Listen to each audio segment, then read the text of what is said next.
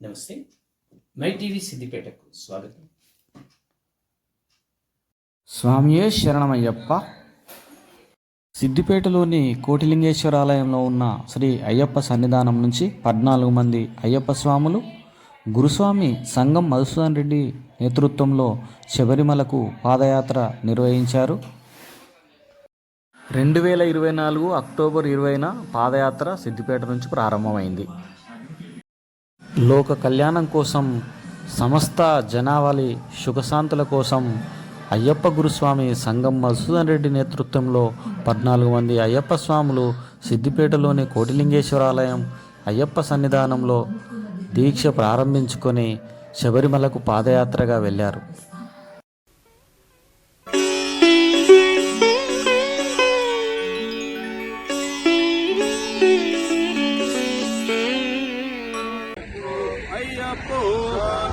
స్వామి శరణం అయ్యప్ప శరణం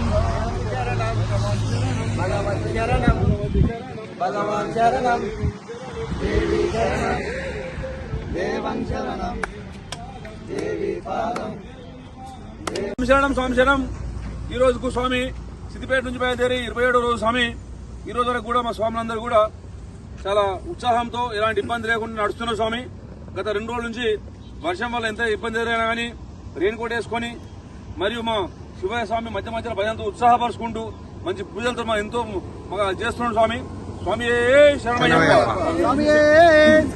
కరీంనగర్ కి శబరిమల మహాపాదయాత్ర పాల్గొనడం చాలా సంతోషం. అలాగే మన సిద్దిపేట నుంచి గురుస్వామి మధుసూదన్ గురుస్వామి రావడం, వాళ్ళ బృందంతో కలిసి మలిసి ఆనందంతో హాయిగా నడుస్తున్నాం స్వామి. ఎంత కష్టమైనా నడుస్తూ మన మహాపాదయాత్ర కొనసాగుతుంది. వర్షం వచ్చినా, ఎండ వచ్చినా ఏ దానికి భయపడకుండా స్వామి స్మరణ చేస్తూ మనం ఇక్కడ ఉత్సాహంతో ఆడుతూ పాడుతూ పోతున్నాం స్వామి. అంతా మన మహాపాదయాత్ర గురుస్వామి సిద్దిపేట వాసులు మన మధుసూదన్ గురుస్వామి ఆ అండతో ప్రేమ ఆప్యాయత అనురాగంతో మంచిగా మాట్లాడుతూ అందరితో ప్రేమతో ఉంటూ మనకు అన్ని సహకారాలు ఇస్తున్నాడు స్వామి. స్వామియే శరణమయ్యప్ప. కార్తీక పౌర్ణమి శుభాకాంక్షలు స్వామి. అందరూ మంచిగా ఉండాలా స్వామి. ఓం నమః. సర్వే జనా సుఖినో భవంతు. స్వామియే శరణమయ్యప్ప. స్వామి ఒక్క ఫోటో అంటే గ్రూప్ ఫోటో.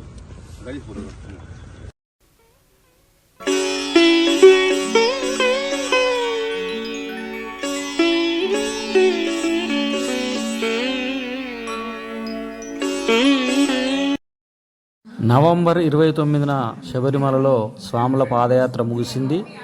అయ్యప్ప స్వామి దర్శనానంతరం సిద్దిపేటకు అయ్యప్ప స్వాములంతా తిరిగి వచ్చేశారు. ఈ సందర్భంగా సీనియర్ జర్నలిస్ట్ ఆరుట్ల యాదవరెడ్డిని ప్రెస్ క్లబ్లో జర్నలిస్టు మిత్రులు ఘనంగా సన్మానించారు.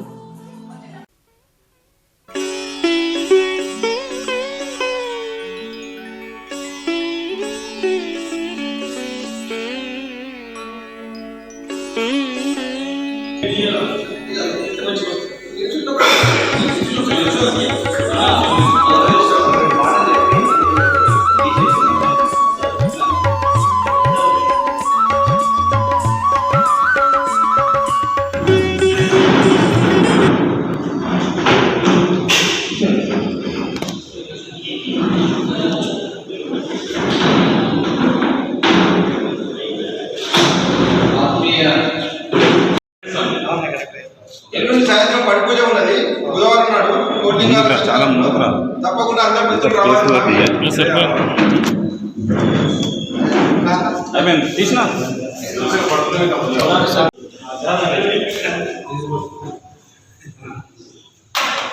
ప్రసాదం తీసుకోవాలి. అందరూ ప్రసాదం తీసుకోవాలి. ప్రసాదం తీసుకోవాలి. వెంకట్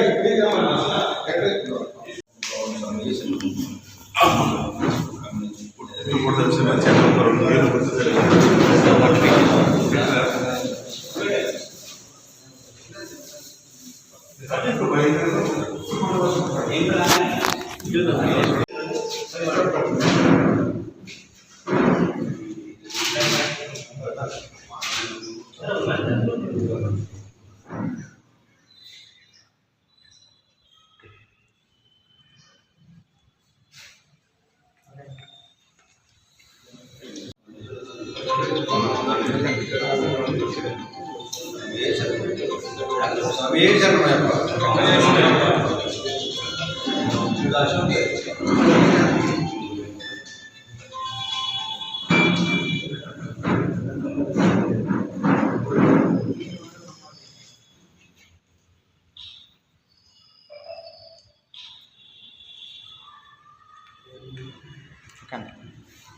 కూడా చిన్నదేమి కాదు. ఏదో ఒక యువకుడు అంత దూరం నడిపే సంబంధాలు దుబ్బాకలో రిపోర్టర్గా పనిచేసినప్పటి నుంచి మొదలుకొని ఇక్కడికి వచ్చిన తర్వాత దుబ్బాక నుంచి సిద్దిపేట కూడా ఆంధ్రప్రభ రిపోర్టర్గా ఇక్కడికి వచ్చిన తర్వాత ఆయన ఇక్కడ అందరితో కలిసి పనిచేస్తున్నటువంటి విషయం మనందరికీ తెలిసిందే. అట్లా ఆయన దాదాపు ఆయన కూడా 28 సంవత్సరాల నుంచి తను జర్నలిస్ట్ వృత్తిలో ఉన్నాడు. యాదవరెడ్డి స్వామి గత 2 రోజుల క్రితం ఆయన మొట్టమొదటిసారిగా అయ్యప్ప దీక్ష తీసుకున్న విషయం మనందరికీ తెలిసిందే. ఆయన నిజంగా మొట్టమొదటిసారి దీక్ష తీసుకోవడం, అట్లాగే సాహసోపేతమైన నిర్ణయం తీసుకోవడం, అంటే ఇక్కడ నుంచి సిద్దిపేట నుంచి శబరిమల వరకు పాదయాత్ర ద్వారా వెళ్ళి స్వామిని దర్శనం చేసుకోవాలనే ఒక సంకల్పంతో ఆయన వెళ్ళడం అనేది చాలా మామూలు విషయం కాదు. సాధారణంగా శబరిమల దాకా వెళ్ళడం, అంత దూరం నడిచి వెళ్ళడం, బస్సులో ప్రయాణం చేయడం, ఇంకా మార్గాల ద్వారా వెళ్ళడానికి చాలా మంది ఇబ్బందులు పడుతున్నటువంటి సందర్భాలు మనం చూసినాం. అట్లాగే శబరిమల వెళ్ళిన తర్వాత దాదాపు 15-20 కిలోమీటర్లు తప్పనిసరిగా నడవాల్సిన పరిస్థితి ఉంటుందని, అక్కడికి వెళ్ళడం చాలా కష్టతరమైనటువంటి మార్గం ఉంటుందని చెప్పి మనం విన్నాం. మనం వెళ్ళలేదు కానీ మనం విన్నాం. మన మిత్రుడు మొట్టమొదటిసారి తను దీక్ష తీసుకోవడం, మాల వేసుకోవడం, అదొక ఈ నిర్ణయం తీసుకోవడం, ఇది రెండు కూడా మాల వేసుకోవడం అనేది సాధారణంగా చాలా మంది చేస్తూ ఉన్నారు. ఏళ్ళకేళ్ళుగా చేస్తున్న వాళ్ళు దీక్షగా ఆ మాల నిర్మాణం చేసుకోవడం, ఆ వివిధ మార్గాల ద్వారా అక్కడికి వెళ్ళి మాల నిర్మాణం చేసుకోవడం అనేది జరుగుతుంది. కానీ ఆయన మొట్టమొదటిసారిగా ఇక్కడి నుంచి సిద్దిపేట నుంచి ప్రారంభమైనటువంటి దాని గురించి తన పాదయాత్రను ప్రారంభించి అక్కడి వరకు నడుచుకుంటూ వెళ్ళి దాదాపు 1500 పైచిలకు కిలోమీటర్లు 1500 కిలోమీటర్ల వరకు ఆయన ప్రయాణం చేసి నడుచుకుంటూ వెళ్ళి పాదయాత్ర చేస్తూ వెళ్ళి ఆ స్వామిని దర్శించుకొని మళ్ళీ విజయవంతంగా తన దీక్షను పూర్తి చేసుకొని ఇక్కడికి రావడం అనేది, సిద్దిపేటకు రావడం అనేది చాలా గొప్ప విషయం. నాకు తెలిసి జర్నలిస్టులలో ఇంత పెద్ద సాహసం చేసిన వాళ్ళు బహుశా లేరేమో నాకు తెలిసి. అంటే శబరిమల వరకు నడుచుకుంటూ వెళ్ళి అక్కడ దర్శనం చేసుకొని వచ్చినటువంటి సందర్భం నేనైతే ఇంతవరకు వినలేదు. ఎవరు జర్నలిస్టుల నుంచి మాత్రం వెళ్ళినట్టుగా అక్కడ పాదాలు చేసినట్టుగా నేనైతే వినలేదు. బహుశా మరి ఇక్కడ ఏదో తెలియదు. నాకు తెలిసిన పేరుకైతే మన ప్రాంతానికి, ముఖ్యంగా తెలంగాణ ప్రాంతానికి సంబంధించి మాత్రం నేను మొట్టమొదటిసారిగా మన యాదవరెడ్డి స్వామిని చూస్తూ ఉన్నాం. యాదవరెడ్డి స్వామి మనకు చాలా మంచి మిత్రుడు. చాలా ఏళ్ళకి దాదాపు 30 సంవత్సరాలకు పైగా తీసుకోవడానికి ఒక ప్రేరణగా యాదవరెడ్డి స్వామిని తీసుకోవాలని నేను అనుకుంటున్నాను. ఈ యాదవరెడ్డి స్వామి మిత్రులు అందరూ కూడా ఆరోగ్యంగా విజయం చేస్తున్నాను. ముఖ్యంగా ఈ వర్షం కూడా ఆయన స్వాగతం కలిగింది. కొంచెం లేట్ కావడం వల్ల యాక్చువల్గా అందరూ తెలుస్తుంది కాబట్టి మిస్ అయ్యారు. బట్ వేరే అందరూ ఉన్నాను దగ్గర వరకు అందరూ వచ్చారు. ఇది అలంకారం. సో యాదవరెడ్డి స్వామికి తెలుసు ముందు ముందు మీరు ఇచ్చిన సమస్య ఉండగా ఉంటారని ప్రార్థన చేస్తూ ఇక్కడికి వచ్చిన అందరికీ ఈ సంఘాలను నెరవేర్చుకోవడానికి వస్తారని నేను అనుకుంటున్నాను. సో యాదవరెడ్డి మనందరి పక్షాలు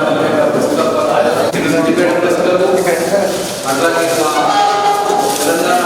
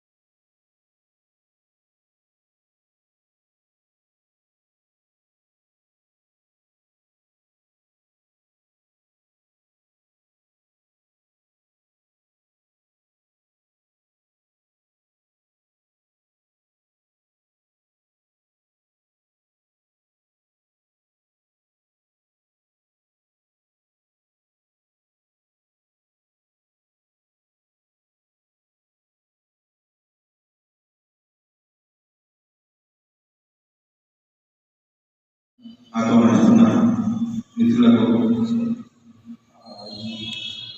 స్వామి కర్ణాటక ఉండాలని చెప్పి ఆ స్వామి వారిని అయ్యప్ప స్వామిని కోరుకుంటున్నాను. నేను అంటే మనిషి అనుకుంటే ఏదైనా సాధిస్తాడనే సంకల్పం ఉంటే ఏదైనా సాధించవచ్చు అనేదానికి ఈ యాత్రనే నాకు నిదర్శనం అనిపించింది.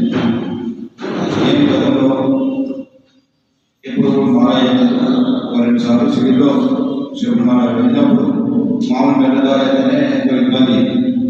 అలాంటిది నాకు సంకల్పం శబరికి వెళ్ళాలి, స్వామివారికి ఇలాగనే వెళ్ళాలి, మాలేశ్వరాన్ని సంకల్పం వచ్చింది. సంకల్పం వచ్చిన వెంటనే నేను మా ఇంట్లో కుటుంబ సభ్యులతో చర్చించి మాలేశ్వరం జరిగింది.